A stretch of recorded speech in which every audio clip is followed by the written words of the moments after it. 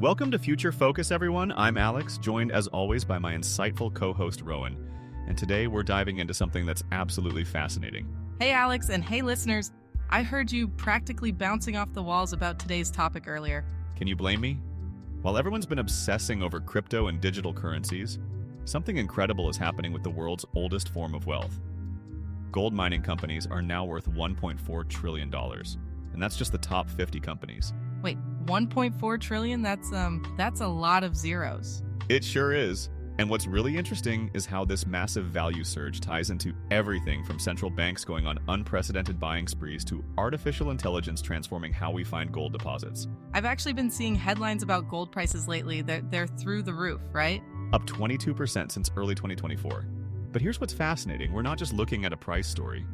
We're seeing this perfect storm of technological innovation, environmental challenges, and some pretty intense social dynamics all playing out at once. So basically what you're telling me is that the gold rush is back, but with robots and sustainability reports? That's actually a pretty good summary. Today, we're going to take you all on a journey through what I'm calling the Golden Renaissance. And trust me, it's going to change how you think about modern mining. You know what's really caught my attention lately, Rowan? The way central banks have been practically racing to buy up gold. We're talking about 483 tons in just the first half of 2024. Hold on. 483 tons? That's like buying a small navy's worth of submarines in pure gold. Right? And here's what makes this so fascinating. Central banks usually make these kinds of moves when they're worried about economic stability. But the scale we're seeing now is completely unprecedented. I've got to ask, why are they suddenly so interested in gold? I mean, we live in a digital age. Shouldn't they be more focused on, I don't know, cryptocurrency or something? That's actually a great question. What we're seeing is this interesting return to what some call the ultimate safe haven asset. I remember when everyone thought 1,000 was a big deal. What's driving these crazy predictions? Well, think of it like this. We're living in a time of pretty intense global uncertainty. Geopolitical tensions, inflation concerns, currency fluctuations. Gold is like that friend who's always reliable no matter what's happening in the world. So it's kind of like financial comfort food? That's actually a brilliant analogy. And just like comfort food, everyone seems to want it right now. But there's another layer to this story that's particularly interesting. These high prices aren't just making existing mines more profitable. They're completely changing which deposits are worth mining. What do you mean? So, deposits that were once considered too expensive to mine are suddenly viable. Places that mining companies wouldn't have looked twice at 5 years ago are now prime real estate. I guess that explains why we're seeing mining companies worth so much now. They're sitting on gold that's suddenly worth mining. Exactly. And it's creating this fascinating domino effect. Higher prices lead to more exploration, which leads to new discoveries, which attracts more investment. It's a self-reinforcing cycle. But surely there must be some downsides to all this? I mean, when this much money starts flowing around? Oh, absolutely. We're seeing intense competition for mining rights, some pretty serious environmental debates. And let's not forget the pressure on mining companies to maintain profitability even as operating costs increase. Operating costs? Like fuel and equipment? Yes, but it goes way beyond that. Modern gold mining isn't just about digging holes anymore. Companies are investing heavily in advanced technology, environmental protection, community relations. It's become incredibly complex. So even with these record high prices, it's not all just pure gold, so to speak. Not at all. But what's fascinating is how these challenges are actually driving innovation in the industry. Companies are being forced to think differently about how they operate. I've heard something about artificial intelligence being used in mining now. Is that related to all this? Absolutely. When you're dealing with gold prices this high, every efficiency matters. Companies are using AI to predict where gold deposits might be, optimize their operations, even reduce their environmental impact. It's kind of amazing how something as ancient as gold mining is becoming so high-tech. And that's really the heart of this golden renaissance we're seeing. It's not just about the price increases or the central bank purchases. It's about how these financial catalysts are transforming one of humanity's oldest industries into something completely new. You know what's interesting? It almost feels like we're seeing history repeat itself, but with a totally modern twist. Exactly. Instead of prospectors with pickaxes, we've got geologists with supercomputers, Futsumas. Instead of simple mine shafts, we've got highly sophisticated operations that can process tons of ore with minimal environmental impact. It's really a whole new world. You know what really brings this whole transformation home? let me tell you about Evolution Mining. They're this perfect example of what we're seeing in modern gold mining. Evolution Mining. I feel like I've heard that name recently. You probably have. They're this incredible success story that really captures what's happening in the industry. 10 years ago, they were just another mining company. Now, their market value has multiplied by 10. 10 times bigger in just a decade? That's quite a growth spurt. Right? But here's what makes their story so fascinating. It's not just about getting bigger. It's about how they got bigger. They've completely reimagined what a mining company can be. How so? Well, imagine you're running a traditional mining operation, right? You've got your basic drilling, your excavation, your processing. Evolution Mining looked at all of that and basically said, we can do this smarter. Smarter how? I mean, mining is mining, isn't it? That's what makes this so interesting. They started implementing these incredible AI systems that can predict where gold deposits might be. It's like having a super-powered geological crystal ball. Wait, so they're using artificial intelligence to find gold? That sounds like science fiction. I know, but it gets better. They've also revolutionized their processing facilities. Where traditional mines might lose some gold in the extraction process, their systems are so precise they can recover amounts that would have been impossible to get at before. So they're not just finding more gold, they're getting better at getting it out of the ground? Exactly. And here's where it gets really interesting. They've managed to do all this while actually reducing their environmental impact. They've invested heavily in renewable energy, water recycling systems. Sounds expensive though. How does that work with making profits? That's the brilliant part. These investments in technology and sustainability, they're actually saving money in the long run. Lower energy costs, more efficient operations, fewer environmental issues to deal with. So it's kind of like renovating an old house with modern materials and smart home technology? That's a great analogy. You spend more upfront, but you end up with something that's more efficient, more valuable, and better for everyone involved. And I guess with gold prices being what they are now, they can afford to make these kinds of investments. Absolutely. But what's really clever is how they've used these high prices. Instead of just cashing in, they've reinvested in their future. They're not just riding the wave, they're building a better surfboard. I see what you did there. But seriously, this sounds like it's changing the whole industry. Are other companies following their lead? That's actually one of the most exciting parts of this story. Evolution Mining has become this sort of template for modern mining operations. They've shown that you can be profitable and progressive at the same time. You know what's interesting about all this? It kind of challenges that old image of mining companies as these, well, not very forward-thinking operations. Exactly, and that's really what makes Evolution Mining's story so powerful. They're not just making money, they're changing perceptions. They're showing that mining companies can be technology leaders, environmental stewards, and successful businesses all at once. It's pretty amazing when you think about it. 10 years ago, who would have thought we'd be talking about mining companies using artificial intelligence and leading the way in sustainability? And that's really the heart of this golden renaissance we're seeing. Companies like Evolution Mining aren't just adapting to change, they're driving it. They're rewriting the rules of what's possible in this industry. Sounds like they're really striking gold with this approach. I see what you did there, but you're absolutely right. They're proving that the future of mining isn't just about finding gold, it's about finding better ways to do everything. You know what's fascinating about this industry? While we're talking about all these innovations, there's this incredible operation in Siberia that's really pushing the boundaries of what's possible in modern mining. In Siberia? That sounds challenging, to say the least. Right? The Olympiata Mine is Russia's largest gold mine, and they managed to produce 1.17 million ounces in 2023. And they did this in conditions that would make a polar bear think twice. That's actually pretty impressive. But how do you even operate a mine in those conditions? That's where it gets really interesting. They've basically turned the mine into this high-tech fortress against the elements. We're talking about automated systems that can function in temperatures that would freeze hydraulic fluid in conventional equipment. Wait, so the machines keep working even when it's that cold? Exactly.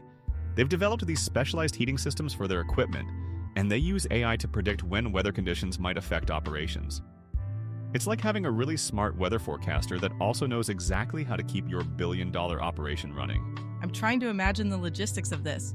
You've got to deal with frozen ground, brutal storms. And that's not even the half of it. The permafrost means they've had to completely rethink how they process ore. They've developed these indoor processing facilities that maintain constant temperatures, even when it's -40 outside. -40, that's basically Antarctica temperatures, right? Sometimes even colder. But here's what's really clever. They've turned these extreme conditions into an advantage. The frozen ground actually helps with certain types of excavation, and they've developed AI systems that can predict how the ore body behaves under these extreme conditions. So they're actually using the cold to their advantage? That's pretty ingenious. It really is, and what's fascinating is how they've had to innovate in ways that are now being adopted by mines in much milder climates. Their energy efficiency solutions, for instance, were developed out of necessity but are now seen as industry-leading practices. I guess when you're operating in those conditions, you can't afford to waste any energy. Exactly. Every bit of efficiency matters. They've even developed these heat recovery systems that capture and reuse thermal energy from their processing operations. It's like they've created this perfectly optimized ecosystem. But surely operating in these conditions must affect their bottom line. You'd think so, but this is where modern technology really shows its worth. Despite all these challenges, they're one of the most profitable operations globally. Their production costs are actually competitive with mines in much easier locations. That's actually incredible. It's like they've turned what should be a massive disadvantage into this showcase of innovation. And that's really the key takeaway here. The Olympiata Mine shows us that with the right technology and approach, there's almost no environment too harsh for modern mining. They're not just surviving in these conditions, they're thriving. You know what this reminds me of? Those early polar explorers, but instead of just surviving the cold, they're running this massive high-tech operation. That's a brilliant comparison. And just like those explorers changed our understanding of what's possible in extreme conditions, Olympiata is changing our understanding of what's possible in modern mining. I guess when gold prices are where they are now, it makes these kinds of innovations worth the investment. Absolutely. But what's really exciting is how these innovations are spreading throughout the industry. What works in Siberia today might help solve problems in the Australian outback or the Chilean Andes tomorrow. It's pretty amazing when you think about it. They're literally mining gold in conditions that would have been impossible to work in just a few decades ago. And that's really what makes this such a perfect example of the golden renaissance we're discussing. It's not just about finding gold anymore, it's about pushing the boundaries of what's possible in mining technology. You know, there's another crucial aspect of this golden renaissance that we need to talk about. While all this innovation is incredible, it's also highlighting some really complex challenges between mining companies and local communities. The environmental impact, right? I imagine that's a pretty hot topic with all this expansion. Exactly, it's creating this fascinating paradox. The same technology that's making mining more profitable is also giving us the tools to make it more sustainable. But it's not always that simple. How do you mean? Well, take these new AI-driven mining operations. They're incredibly efficient, but they still require significant land use. And when that land has cultural or environmental significance, well, that's where things get complicated. I've heard about some pretty tense situations between mining companies and indigenous communities. Yes, and it's leading to some really interesting developments. Some mining companies are now working directly with indigenous communities, incorporating traditional land management practices into their operations. Wait, they're actually combining modern mining with traditional practices? How does that work? It's quite remarkable, actually. For instance, some companies are using indigenous knowledge about local ecosystems to guide their environmental restoration efforts. They're finding that this traditional knowledge, combined with modern technology, creates better outcomes. Sounds like they're finally realizing that maybe the locals know a thing or two about their own land. Exactly. But here's what's really interesting. This isn't just about being nice. Companies are discovering that strong community relationships and environmental stewardship actually improve their bottom line. Really? I would have thought all those extra measures would cost more. Well, think about it this way. What costs more? Investing in sustainable practices up front or dealing with community protests, legal battles, and environmental cleanup later? When you put it that way. And we're seeing some incredible innovations coming out of this pressure to be more environmentally responsible. There are mines now using solar-powered equipment, developing closed-loop water systems, even experimenting with carbon capture technology. Sounds like they're trying to turn mining green. Is that even possible? That's the million-dollar question. While we can't eliminate all environmental impact, the industry is making remarkable progress. Some companies are even working on ways to extract gold from electronic waste instead of opening new mines. Electronic waste? Like old phones and computers? Exactly. 1 ton of electronic waste contains more gold than 17 tons of gold ore. It's creating this whole new sector of urban mining. That's fascinating. So they're literally finding new ways to get gold without digging holes in the ground. And that's not all. Some companies are developing these amazing restoration techniques. They're not just replanting trees anymore, they're rebuilding entire ecosystems. But surely some communities still oppose any kind of mining, right? No matter how green it is? Absolutely, and that's leading to some really important conversations about where and how we should mine. Some companies are now doing something called social impact assessments before they even start exploring for gold. What's a social impact assessment? Think of it like an environmental impact study, but for communities. They look at everything from local economic effects to cultural heritage sites. It's changing how mining companies approach new projects. So they're basically trying to figure out if they should mine somewhere before they actually start mining? Exactly. And here's what makes this so significant. These aren't just token gestures. Companies are actually walking away from potentially profitable deposits if they can't find a way to mine them responsibly. That's actually pretty impressive. It's like the whole industry is growing up. That's a great way to put it. And it's this maturity that's really defining the modern gold mining industry. They're finally realizing that true sustainability isn't just about the environment. It's about balancing environmental, social, and economic factors. You know what's really interesting about all this, Rowan? While we've been talking about all these high-tech innovations, there's been this fascinating cultural shift happening too. Shows like Gold Rush have completely transformed how people see modern mining. Oh yeah, I've actually watched that show. It's pretty addictive, isn't it? Though I'm guessing real mining operations don't have quite as much drama. Well, maybe not quite as much made for TV drama, but these shows have done something remarkable. They've made people realize that modern prospecting isn't just about luck and a pan in a stream anymore. I've noticed that even on the show, they're using all sorts of technology now. GPS systems, ground-penetrating radar. Exactly. And what's fascinating is how these shows have actually influenced the industry itself. Mining companies are reporting increased job applications, especially from younger people who've grown up watching these programs. Wait, so people are actually choosing mining as a career because of TV shows? Yes. But here's what's really interesting. They're coming in expecting to work with advanced technology, environmental monitoring systems, and sophisticated geological modeling. The shows have helped create this image of mining as a high-tech industry. I guess that's pretty different from the old prospector with a pickaxe image. So different. And you know what's really caught my attention? These shows are actually helping to educate people about the complexities of modern mining. When viewers see teams using drone surveys and computer modeling to locate deposits... That's actually happening? I thought that might have been just for TV. Oh, it's very real. In fact, modern prospecting often starts with satellite data and artificial intelligence before anyone even sets foot on the ground. The technology they show on TV is sometimes even behind what's actually being used in the industry. That's pretty mind-boggling. So when these shows talk about reading the ground and understanding the geology, they're actually simplifying some incredibly complex processes. Modern prospectors are more likely to be looking at spectral imaging data on a laptop than walking around with a metal detector. You know what's interesting about this? It's kind of democratizing knowledge about mining. People are learning about geological processes, environmental considerations. Exactly, and it's creating this really interesting feedback loop. The more people understand about modern mining, the more they expect mining companies to use these advanced, environmentally conscious methods. I've noticed the shows are talking more about environmental impact too. That wasn't really a thing in earlier seasons. Right? And that's reflecting real changes in the industry. Even small-scale operations now have to think about things like water management and land rehabilitation. The shows are actually helping to set new standards. So these TV shows are actually helping to make mining better? In a way, yes. They're creating this public awareness that's pushing the industry to be more transparent and responsible.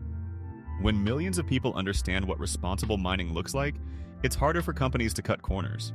That's fascinating. It's like reality TV is actually having a real impact on reality. And here's another interesting twist. These shows have sparked this whole new generation of what you might call citizen prospectors.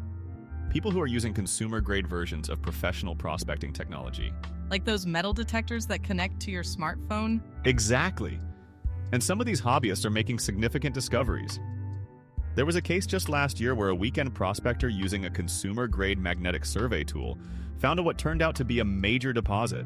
So the line between professional and amateur prospecting is getting blurrier? In some ways, yes. And that's really what makes this whole cultural shift so fascinating. It's not just about entertainment anymore. These shows have helped create this whole new ecosystem of knowledge, technology, and public engagement with the mining industry. It's pretty amazing when you think about it. A TV show about finding gold has ended up helping transform an entire industry. And that really brings us full circle in our discussion of this golden renaissance. From central bank purchases to artificial intelligence, from Siberian innovations to reality TV, it's all part of this incredible transformation of one of humanity's oldest industries. You know, Rowan, when we started this conversation about gold mining's renaissance, I don't think either of us realized just how transformative this moment really is. It's pretty incredible. We're seeing this perfect convergence of record high prices, cutting-edge technology, and this whole new approach to sustainability. And what fascinates me most is how all these elements are feeding into each other. The high prices are funding innovation, The innovation is enabling better environmental practices, and public awareness is pushing companies to be more responsible. I'm still amazed by that Siberian mine using artificial intelligence to mine gold in temperatures that would freeze your eyelashes. That's just wow. Right? But you know what really gives me hope? It's seeing how the industry is finally starting to balance profit with responsibility. Whether it's Evolution Mining's tenfold growth while embracing sustainability, or companies working with indigenous communities to incorporate traditional knowledge. It's like the whole industry's growing up, isn't it? Moving from that old gold rush mentality to something more thoughtful? Exactly. And as we wrap up today, I think that's the real story here. We're watching one of humanity's oldest industries reinvent itself for the future. It's not just about finding gold anymore. It's about finding better ways to do everything. And maybe that's the real gold rush of 2025. The rush to innovate, to improve, to do things right. Couldn't have said it better myself. Thanks for joining us, everyone, and we'll see you next time on Future Focus.